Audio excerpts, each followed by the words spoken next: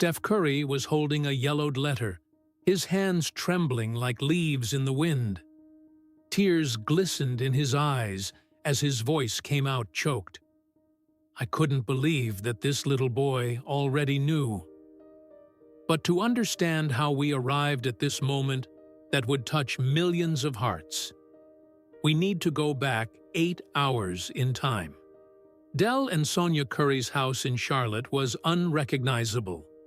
Cardboard boxes stacked in every corner, packing tape scattered across the floor, and that bittersweet atmosphere that only a family move brings.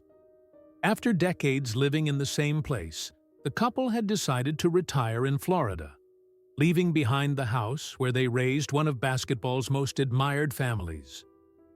Steph had arrived early that Saturday morning, driving his black Tesla through the familiar streets of Charlotte. The smell of bacon and coffee that had always marked the Curry family weekends still lingered in the air when he entered through the front door, carrying Cannon in his arms, while Riley and Ryan ran ahead. "Grandpa! Grandma!" the children shouted, their voices echoing through the semi-empty house. Sonia appeared from the kitchen, a floral apron tied around her waist, and that smile that always melted any tension.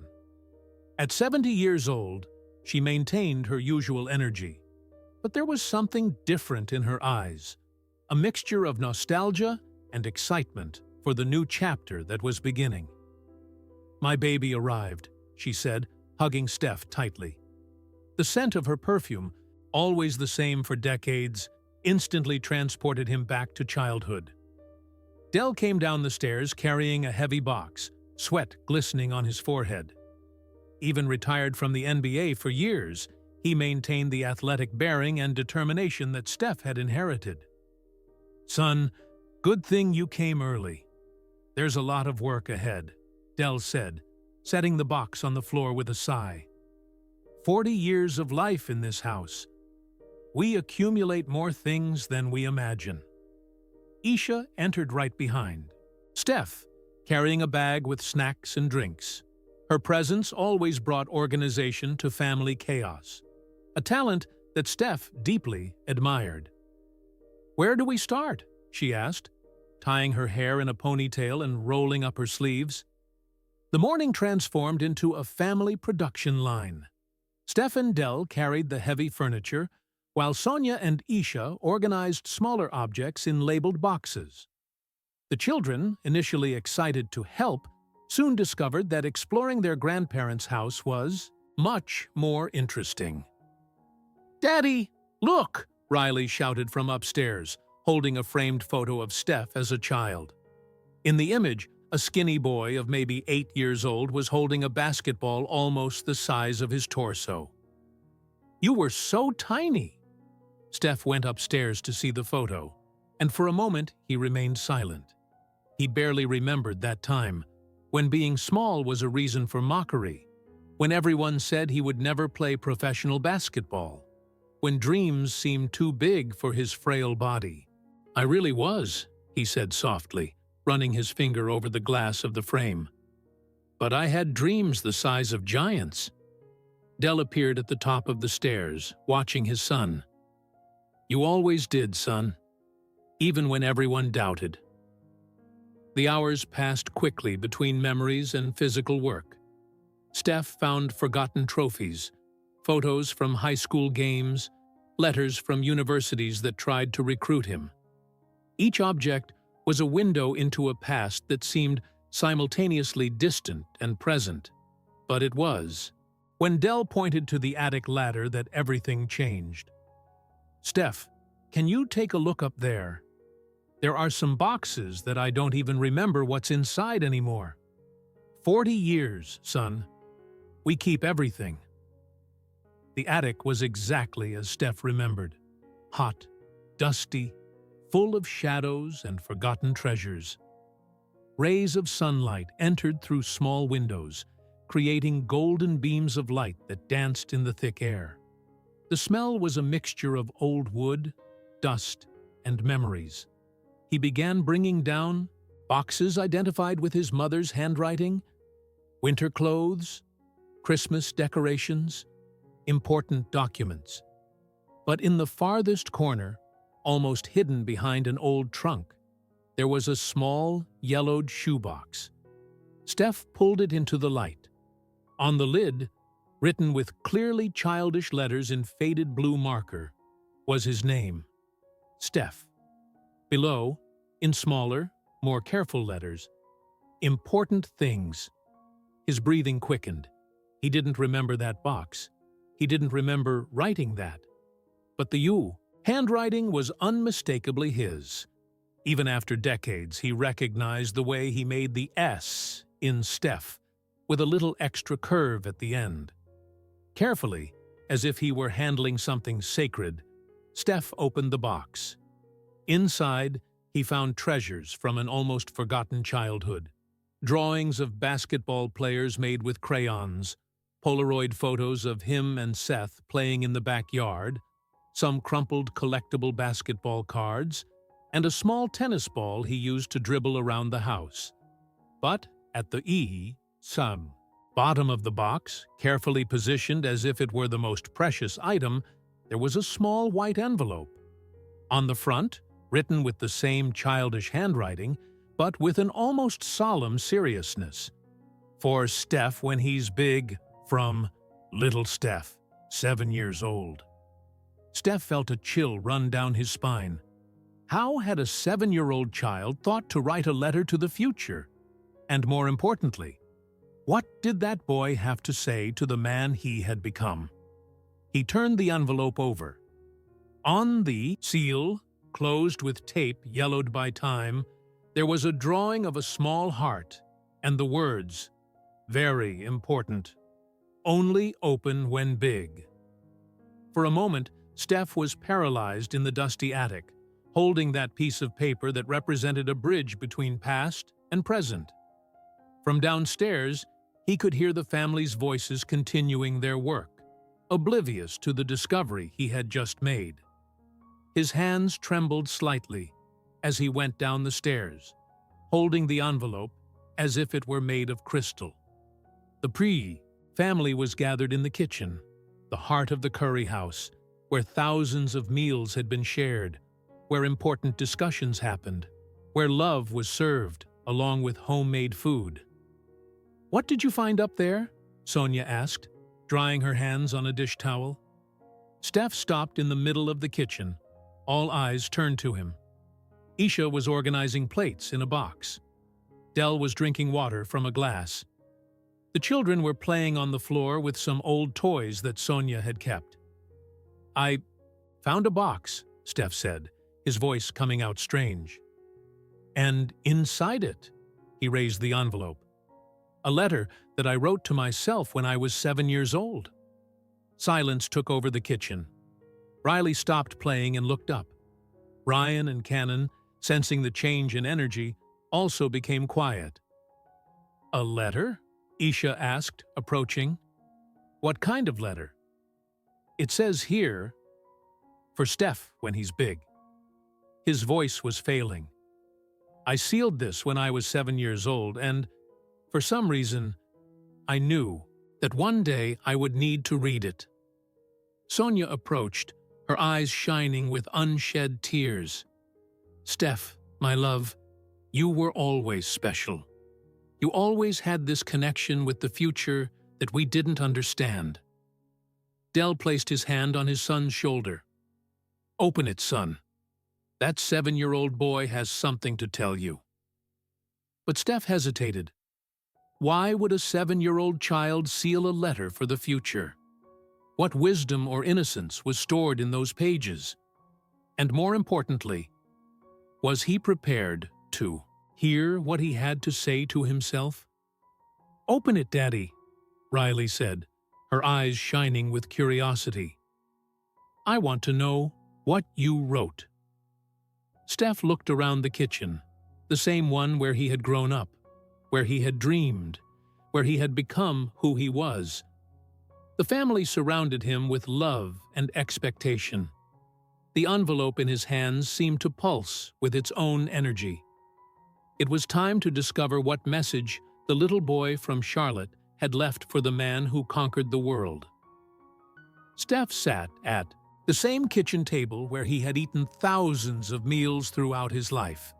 The wood, lovingly scratched by decades, held marks from school assignments, drawings made with crayons, and morning milk spills. The family formed a natural circle around him, as if they instinctively knew they were about to witness something special. His hands trembled slightly as he slid his finger under the envelope's seal. The tape, yellowed by time, still stuck firmly after more than 3 decades. The paper made a soft noise as it was opened, a whisper from the past reaching the present. Inside the envelope, there were 2 sheets of school-lined paper, the type that every child uses in the early years, with light blue lines to help with writing. The handwriting was clearly from a 7-year-old child, some words misspelled, others with uneven pen pressure, but all of it loaded with a seriousness that was almost touching. Steph took a deep breath and began reading aloud, his voice coming out softer than normal. "Hi, Big Steph. I'm you when you were little. Mommy said I can write to the future, so I'm writing to you who already grew up." Riley let out an enchanted giggle. "Daddy, how cute! You talk to yourself." Steph smiled, but he already felt a knot forming in his throat. There was something in that child's sincerity that touched him deeply. "I have some important things to tell you," he continued reading. "First, I know everyone says I'm too small to play basketball. Tommy from school said I'll never make it because I'm smaller than everyone in class. But I don't believe that." Sonia put her hand on her chest, her eyes already glistening with tears. She remembered those days perfectly, when Steph came home frustrated because the other boys wouldn't let him play, when she had to console him saying that size didn't matter. "I promise you, Big Steph, that this won't stop me. I promise I'll play basketball even being tiny. I'll train every day until I get as good as Michael Jordan." Dell cleared his throat, moved. He remembered finding Steph in the backyard at 6 in the morning, still in pajamas, trying to make shots on a hoop that was too high for him. Steph paused in his reading, looking at the family. Isha held his hand under the table, feeling the emotional tension growing.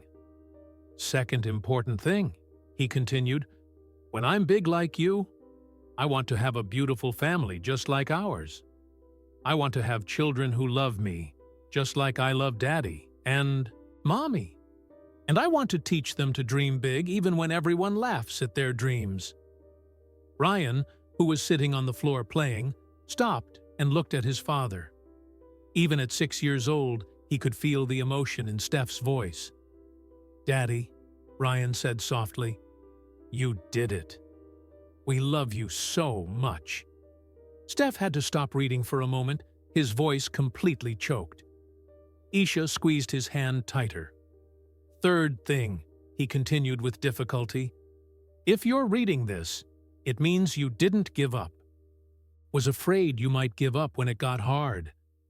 But Mommy always says that we Currys never give up. So I promise I would never give up on you." The simplicity and depth of that phrase cut straight into Steph's heart. How many times throughout his career had he thought about giving up? How many nights of frustration, how many criticisms, how many moments of doubt? And there was a 7-year-old child promising never to give up on him. "Fourth thing," his voice was trembling now, "I know I have a scar on my right knee because I fell off my bike last week. When you're big, you'll still have that scar. Every time you look at it, remember little Steph, who promised he would never stop dreaming." Steph instinctively placed his hand on his right knee, over his jeans. The scar was still there, small, almost imperceptible, but present. He had completely forgotten about it, but there was a 7-year-old child transforming a bicycle fall into a symbol of persistence. Cannon, sitting in Isha's lap, stretched his little hand toward his father, as if he could sense that he needed comfort. Fifth thing, and this is the most important, Steph continued, his voice almost a whisper now. I think God made me small for a special reason. To show other small children that body size doesn't matter, only the size of the heart. When you're big, Steph, promise you'll never forget that? Tears began streaming down Steph's face. They weren't tears of sadness, but of deep recognition. At 7 years old, he already knew what his mission in the world would be. I want that when you grow up, he continued, reading through tears. Small children see you playing on TV and think, if Steph can do it, I can too. Even being small like me. Riley got up and hugged her father's arm. Daddy, you did it. I always tell my friends that my daddy is small, but he's the best in the world. Steph laughed through tears, kissing his daughter's head. Sixth thing, he continued. Mommy always tells us to be humble and never forget where we came from. Promise that even if you become very famous, you'll remember that you're just little Steph from Charlotte? Promise you'll keep being kind to everyone? Sonia couldn't contain her tears anymore. My baby, she whispered. My baby always knew who he was. The first page of the letter was ending, but Steph could see there was still a whole page ahead. His breathing was uneven, his heart beating fast. That 7-year-old child had more to say, and he didn't know if he had the emotional strength to continue. There's one more page, he told the family, his voice trembling. Can you continue? Isha asked softly. Steph looked around the kitchen, at the parents who raised him with so much love, at the wife who chose to walk beside him, at the children who represented his greatest pride. All there because of the choices a 7-year-old child had made in that same kitchen decades ago. I need to continue, he said, turning the page. This boy still has important things to tell me. Steph took a deep breath, wiped his eyes with the back of his hand, and looked at the second page of the letter. The handwriting here was even more careful, as if the 7-year-old child knew he was about to write something very important. Some words were written in capital letters for emphasis. Others had small drawings beside them. Stars, hearts, even a clumsy basketball. Now, I'm going to tell you about the things I dream when I sleep, Steph began, reading, his voice firmer now. Every night I dream I'm playing in a giant place full of people screaming my name. I don't know where it is, but it has lots of lights, and everyone is happy. Dell smiled through tears. He always told me about those dreams. He said he heard thousands of people screaming, but didn't know why. In my dream, Steph continued, I make shots from very far away, and everyone goes crazy with joy. There are small children like me in the stands, and they're smiling, because they saw that being small doesn't matter. The precision of this description made the family exchange impressed glances. It was almost as if the 7-year-old boy was describing Oracle Arena, Chase Center, any of the stadiums where Steph would become a legend. Seventh important thing, he proceeded. I drew a family on the back of this letter. It's you when you're big, with a beautiful wife and small children. I don't know what their faces will look like, but I know they'll have big smiles just like ours. Steph turned the sheet and found a drawing that made him stop completely. With colored crayons, a 7-year-old child had drawn simple but recognizable figures. A tall, thin man, even the child already knew he would grow. A woman with long hair and 3 small figures beside them. They weren't perfect, but the resemblance to his current family was disturbing in its precision. "My God," Isha whispered, looking at the drawing. It's us." "Eighth thing," Steph continued, his voice beginning to fail again. "I know you're going to be very famous. I don't know how I know, but I know. Every night before sleeping, I ask God that when you become famous, you still remember the little boy who lives here inside your heart." Sonia placed her hand over her heart, too moved to speak. "Ninth thing, and this one will make you cry," Steph read, and laughed through tears at the irony. "I want you to know that no matter how many people will love you or hate you when you're famous, I will always love you. Because I am you when you were pure, before everything got complicated." The depth of this perception coming from a 7-year-old child left the entire family in silence. How did that boy know that fame would bring complications? How did he know that Steph would need to remember his original purity?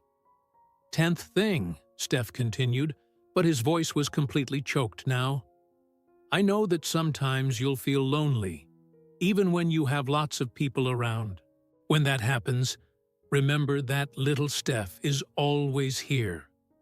There was a drawing of a heart next to these words, "cheering for you and sending love." Cannon began to cry, as if he could feel the emotional intensity that was taking over the kitchen. Isha rocked him gently, while wiping her own tears. Steph took a long pause, looking at the letter. The next lines were written with even more careful handwriting, as if the child knew he was about to write something sacred. 11th thing. "The most important of all," he read slowly. "I know that one day you'll win trophies and awards, and everyone will say you're the best. But I want you to know that for me, you're already the best. Not because of basketball, but because you have a good heart." Steph stopped reading completely. The silence in the kitchen was absolute, broken only by the sound of emotional breathing. "I drew you holding trophies at the end of the letter," he finally managed to continue. "But the most important trophy I drew is you holding our family. Because in the end, Big Steph, trophies break, but love never breaks." Riley got up from her chair and hugged her father tightly. "Daddy, I love you more than all the trophies in the world." Steph hugged her back, unable to speak for a moment. "There are a few more things," he managed to say, looking at the last lines of the letter. 12th thing. If you're reading this and feel lost or sad, I want you to know you can always come back here. You can always come back to being little Steph for a while. This house will always be your safe place." Dell looked around the kitchen that would soon be sold, realizing the painful irony of the moment. 13th and last thing, Steph read, his voice only a whisper now. "I'm going to make a promise to you that you have to promise you'll keep too. I promise I'll train hard, I'll study hard, I'll be good to everyone, and I'll never give up on our dreams. Do you promise you'll remember me when everything gets too big and confusing?" Steph looked around the table, at each beloved face, before reading the final words. "With lots of love from your little heart, Steph Curry, 7 years old. P.S. Give a hug to all our family for me, and tell them that the little boy sent lots of love." The silence that followed was sacred. Steph folded the letter carefully, as if it were the most precious thing in the world. His hands still trembled, but now it was from gratitude, not nervousness. Riley was the first to move. She got up and hugged her father with all the strength of her small arms. "Daddy, you did it. Little Steph would be very proud." And it was at that moment that Steph Curry, adult man, global icon, NBA champion, broke down in tears. Not tears of sadness or regret, but tears of deep reconnection with his truest essence. Tears of gratitude for a 7-year-old boy who had enough wisdom to leave a map back home. One by one, the entire family joined the hug. Sonia, Del, Isha, Ryan, Cannon. All there, because of the choices and dreams of a child who knew, in some mysterious way, exactly who he would become and why it mattered. The letter was read, the promises revealed, and Steph Curry had just found his way back home. Steph slowly got up from the table, still holding the letter as if it were a sacred treasure. His legs trembled slightly, not from weakness, but from the emotional intensity that completely overtook him. He looked at each face around him, realizing that each person there represented a promise the 7-year-old boy had made. "Little Steph asked me to give a hug to all our family for him," he said with a choked voice, "and I need to do that now." He approached Sonia first, his mother. When he hugged her, it wasn't just Steph Curry hugging Sonia Curry. It was every version of himself. The 7-year-old boy who wrote the letter, the teenager who doubted himself, the young man who fought to prove his worth, the man who conquered the world, all hugging the woman who never let him give up. "Mom," he whispered in her ear, "thank you for believing in the little boy even when he seemed impossible." Sonia held her son's face between her hands.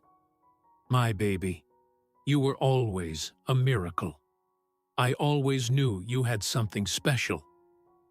The hug with Del was different, heavy with the weight of all the conversations about persistence, all the morning training sessions, all the moments when a father taught a son that size doesn't matter if the heart is big enough. "Dad, that 7-year-old boy still lives here," Steph said, touching his own chest. "And he still hears you saying that Currys never give up." Del couldn't speak. He just held his son tighter, as he had done when Steph came home frustrated because they wouldn't let him play for being small. When Steph turned to Isha, there was a different gratitude in his eyes. The letter had mentioned a family he had dreamed of, a beautiful wife, children with big smiles. There she was, the woman who chose to walk beside him, who gave life to a child's prophetic dreams. "You were the drawing I didn't know how to make," he told her. "The 7-year-old boy drew you without knowing your face, but knowing your heart."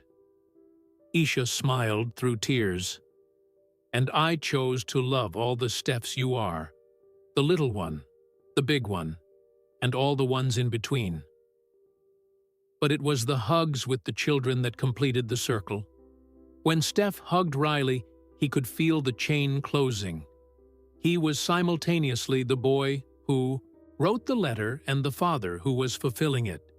"Riley, princess, you are proof that children's dreams come true." "Daddy," Riley said, "when I'm 7 years old, will I write a letter just like yours?" "If you want to, love, and I promise I'll be here to read it with you when the time comes." Ryan and Cannon received hugs that carried the weight of future promises, that they would grow up knowing that size doesn't matter, that dreams have no limits, that being small can be the greatest strength of all. After the hugs, Steph sat back down at the table. The letter was before him, and for a few minutes he simply contemplated it in silence. His entire career gained new meaning at that moment. Every three-point shot hadn't just been to win games. It had been for that 7-year-old boy who promised to show that being small doesn't matter. Every trophy wasn't just a personal achievement. It was the fulfillment of a prophecy written with crayons on lined paper. "You know what's most incredible?" Steph said, breaking the silence. I always thought I played to prove something to the world. But now I realize I never played for myself. I played for that 7-year-old boy who promised never to give up. The revelation hung in the air like a blessing. Steph Curry, the global icon, the basketball revolutionary, the man who changed the sport forever, discovered that his entire journey had been a 3-decade conversation with his own childhood. Sometimes, he continued, you need to go back to the boy you were to understand the man you became. Dell went to a drawer and got paper and pen. Son, I think it's time for you to write some letters, too. Steph smiled, understanding immediately. He took the paper and began writing 3 letters.